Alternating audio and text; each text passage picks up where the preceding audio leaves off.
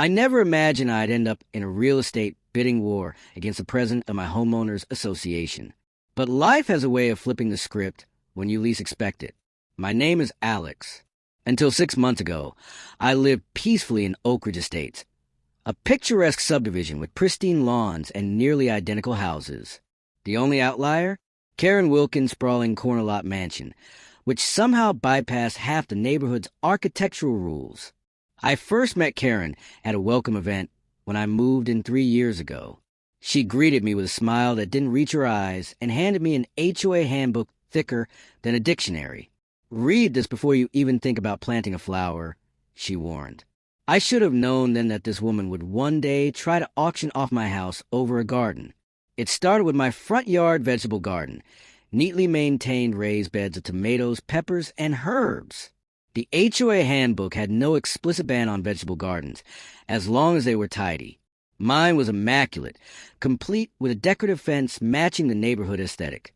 Then one Tuesday, I came home to a violation notice taped to my door. Unauthorized agricultural activity. I checked the handbook again, nothing. When I called the HOA office, Karen herself answered. "Those vegetables are an eyesore," she sniffed. "The board has decided appropriate landscaping means ornamental plants only. Remove them in 7 days or face fines."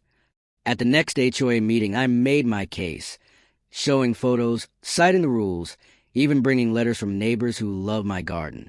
The board, mostly Karen's Bridge Club friends, voted against me. Only Mr. Peterson, the elderly board member, abstained. I lawyered up. My attorney confirmed they couldn't enforce a rule that didn't exist. But Karen wasn't done. She called an emergency meeting to amend the handbook, banning food-producing plants outright. Then came the real blow. Due to an auto-pay glitch, I missed an HOA payment. Karen, who had been watching my dues like a hawk, pounced. Suddenly, I owed $3,000 in late fees and administrative costs. A certified letter arrived. Pay up in 30 days or we foreclose. I paid under protest. But Karen wasn't finished. "Actually," she said with a smirk, "your continued defiance adds another $2,800 in fines." Despite paying, I got another letter. "Processing error. Your house is being auctioned." My lawyer filed an emergency injunction, but the judge was on leave. The auction was happening. So I hatched a plan. If they were selling my house, I'd make sure I bought it back.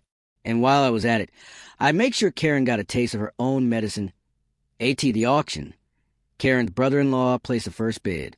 Investors pushed it to $275K. Then I raised my paddled operator 300K. Asterisk. Karen's head snapped toward me. Her proxy countered. I fired back. At $375,000, they folded. I had just bought my own house back. With legal proof of Karen's selective enforcement, financial conflicts, like her husband's landscaping company billing the HOA $14,000, and her own unpaid dues, I rallied the neighborhood. At a special meeting, 86% voted her out. As she stormed off, I handed her a notice.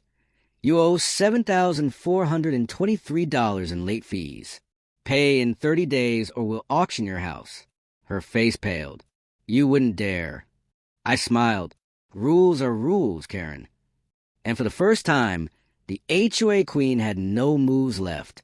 Justice? Priceless.